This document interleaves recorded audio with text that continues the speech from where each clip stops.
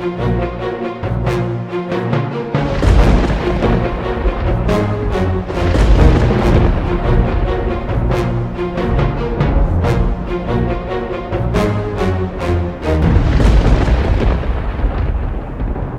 is up, everybody? Bobby here, the Nintendo Guru, and today I wanted to kind of step into something new, a different territory for me, a design type video. And recently I've been getting into building a lot on my streams and helping come up with ideas coming from the community, me inputting, them inputting. We've kind of created this whole thing called GardenCore, and with that I kind of wanted to show people what we're doing and how we're presenting it and all the little things. So the first part of this video is basically me just showing you what some things you can add to your island to give these little elements. You might be asking yourself at this point, like, what exactly is GardenCore? And I feel like there's a couple of aspects. We like to use natural landscape designs, like stuff that you would see in the real world. One thing that you see a lot of times in real world in terms of like landscaping is pillars or piers, and Nintendo didn't give us that option. So what we've started doing is utilizing barrels as basically a corner piece, a pillar piece for your walls and such, or your hedges and different things. So we'll get into it. We're going to show you a couple things we're going to do, and then we'll move into it. But also, the one thing that we feel, or I feel, that GardenCore is it leans a little bit into cottagecore, except for it's not as naturalistic. Like, there's a lot of hard edges to it. There's rocks. We implement boulders. The color tones and the color palette kind of lean into it and utilize it, but these are things that you might see in like the Royal Garden or things like that, and that's kind of where the idea came from initially. And we'll get in, we'll show you some stuff that we've done previously and the build we're going to do here in a minute. You know, there's a lot of things that we do, but we like to try to utilize all kinds of aspects of what we're doing, installing water features, keeping things not so symmetrical. Some things are symmetrical, some things aren't symmetrical, and you'll see kind of what we mean by that as we move forward. So I'm going to jump in real quick and start showing you essentially what I mean by the pillars with the barrel. So the first thing we would do is typically we would walk over, we would grab a barrel, and we would place the item out, right? So the barrel is nice because it's symmetrical, it's round, it's high enough that it sits over top of the hedges or the fences, and then we could come in here with our hedges and we can start building. And as you could, that's not going to be the way we want to go. But if we go here, and then we go here, we have this set up already. But then, basically, you can grab the barrel, move it over in front. It works very well in this particular structure because it doesn't have to have anything butting directly up to it. The nice thing about the way they sit, though, you can see that you can run them. You can run hedges either way. It kind of almost butts up perfectly.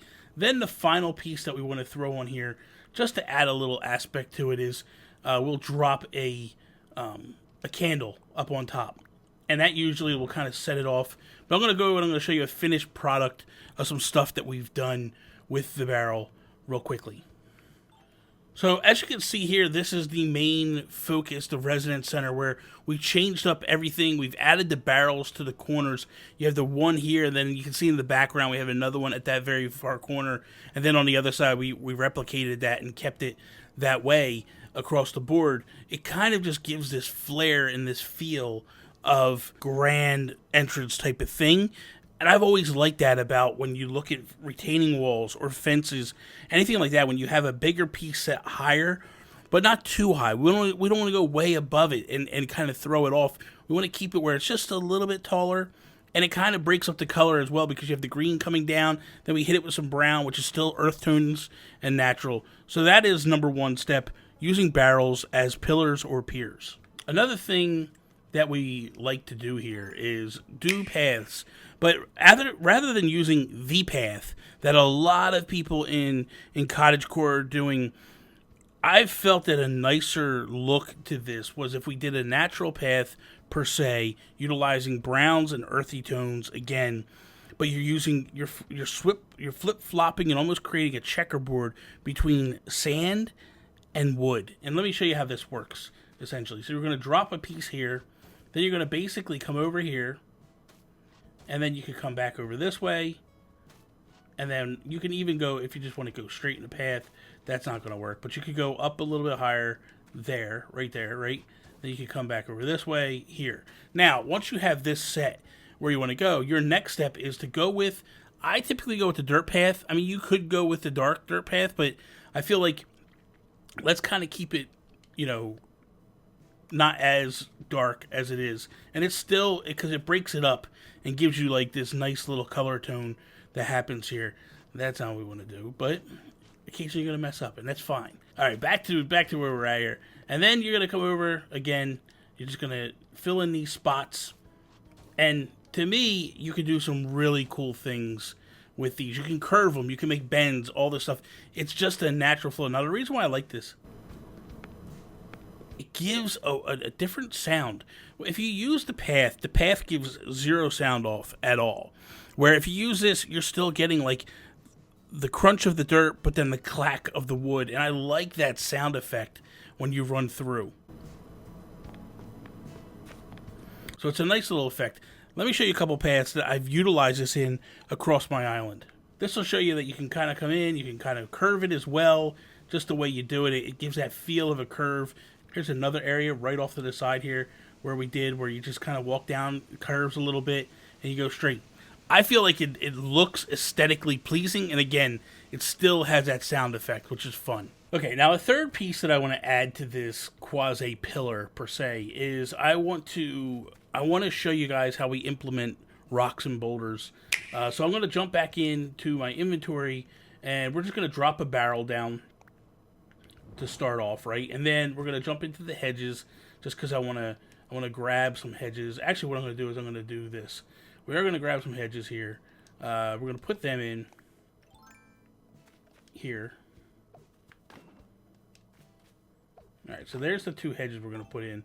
And then we're going to move it, we're going to slide the barrel over. Now, so what I like to do is basically once you've set up your pillar per se, and then you have your hedge coming along, what I like to do at that point is I like to break it up a little bit. And there's nothing wrong with throwing one garden rock in here right in the middle. Just drop it there, right? And then pick back up with the hedges and continue on.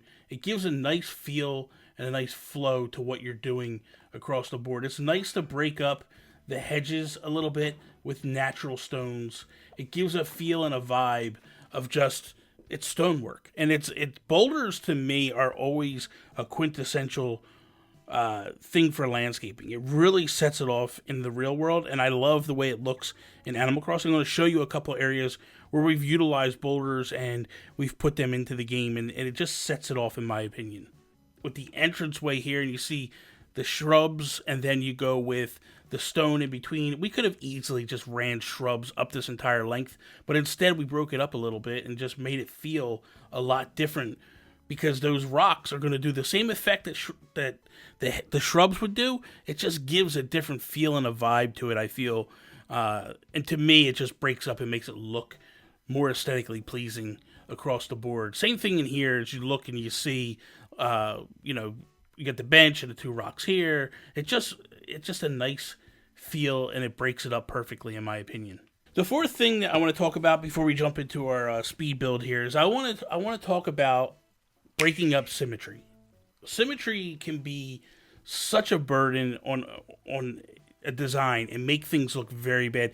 I could have easily come in and put an exact fountain on the right-hand side as I did to the left, but I felt like it takes away from the nice, natural look of what you're trying to accomplish. So, obviously, some things are going to stay symmetric. Like, obviously, we're going to keep the shape of the things with the hedges on the right and on the left, and we have the street lamp on the left and the right, and the bench on the left and the right, or the log bench on the left and right. But then that's kind of, we start to change. Things start to flow and change a little bit differently, where you put in the tiny library, and you put a rock, a tall rock on the right hand side to give the effects of a pillar or a pier. But then when you go to the left hand side, we have a pot, and then we have a barrel again over here.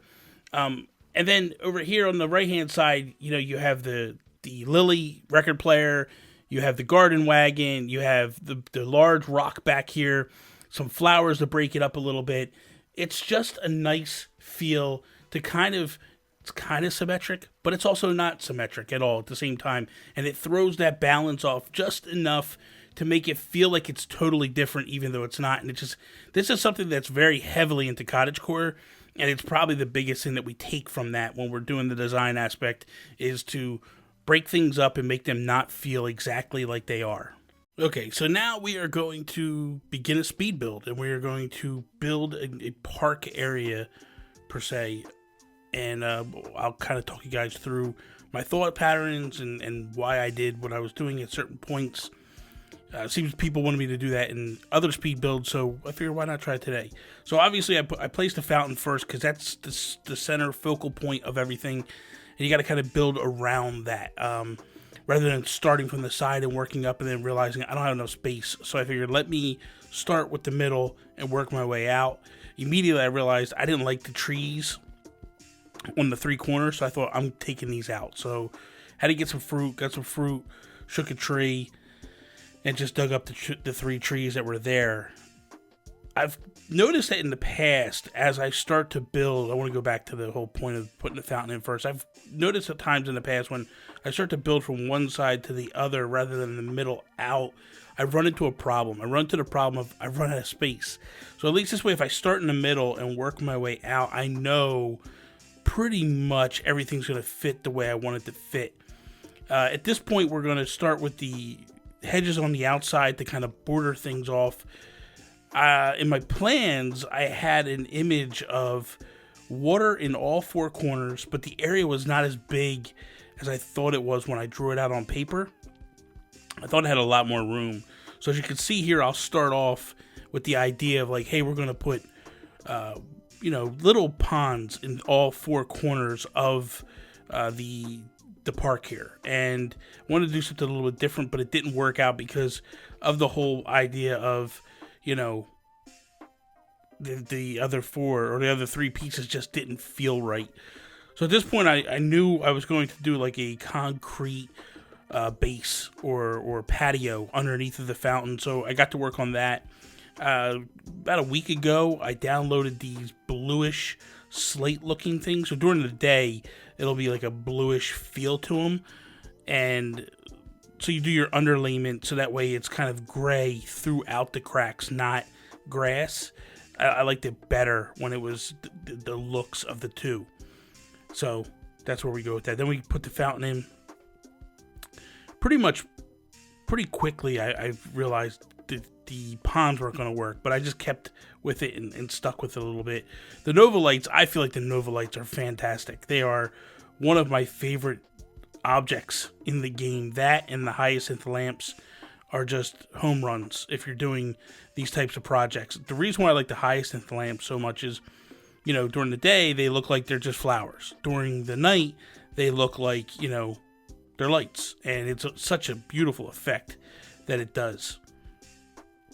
Now, I typically, whenever I put my benches down, I always put something underneath. I don't put the benches just on grass. I don't know why. To me, aesthetically, it just feels better to do it that way. Now, here's something else I did. At first, my idea was like, we're going to put some barrels in as pillars. But immediately after I did it, I thought, that just doesn't look and feel right. So I do, spoilers, I do wind up pulling that out of the equation and moving it to a different spot. So the other thing too was the hyacinth lamps. I like them to be blue, and I realized pretty quickly that they were purple, and I don't want that to be that way. So I went back to my shed and restructured those and changed them over to blue. Now we're going to put the other garden bench over here. The minute I put the barrel there, I realized even more that barrel just doesn't fit there. So I thought, okay, we're going to change it up. And then I decided to get the rock, the tall garden rock, and drop that there. At first I was going to put a smaller one there. Let me just put it this way where we could have, you know, put the tall garden rock on the other end, make everything kind of flow through a little bit better. This way it doesn't really take up too much room and block things off. The stone stools are fantastic because you can use them as bases for so many things. You can almost use them as little tables as opposed to stools. So I like that so much.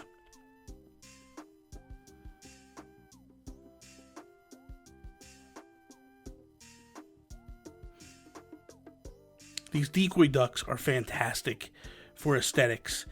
Just putting them in certain spots in different areas. Plus the customization on there are so many different styles of ducks that you can pick from. I just love them, especially when you put them in your ponds or near any types of body of water. Just looks fantastic.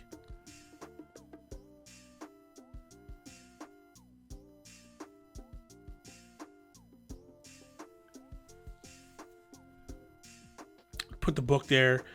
The cool thing about the books a lot of times is you'll see the different villagers walk up and read on them. Now, right here, I immediately realized, like, this is not going to work. This is just looking bad. Not only that, because it's so close to the bridge, you can't knock out the corner piece.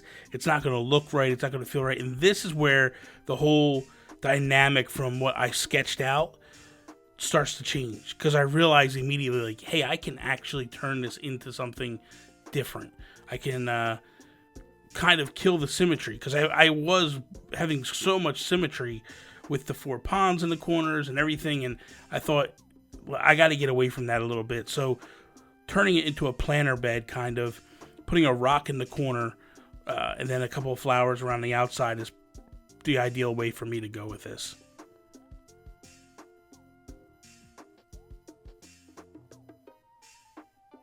I started to use a lot of white flowers just because I like the aesthetics of them.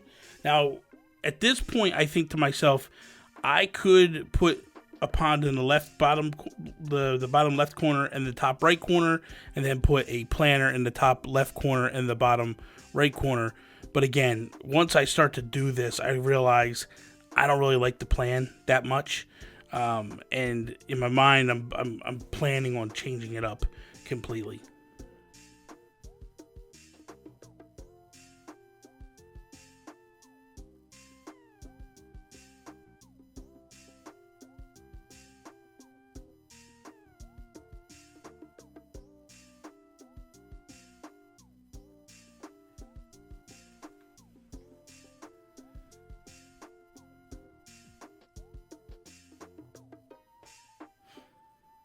Now we go back, we pick up a couple more flowers, and we drop them in the corners. At first, I did think about putting a little bit of a bed in front of the shrubs, but I realized that's not going to work. So then I fill in this area and begin to build my next planter.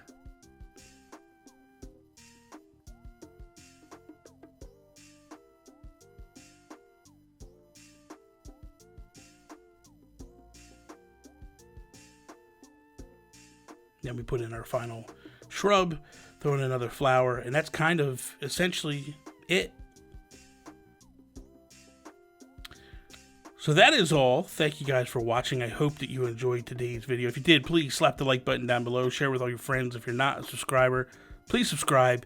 Follow me Instagram, Twitter, @NintendoGurus. That is all. Peace out, Preston.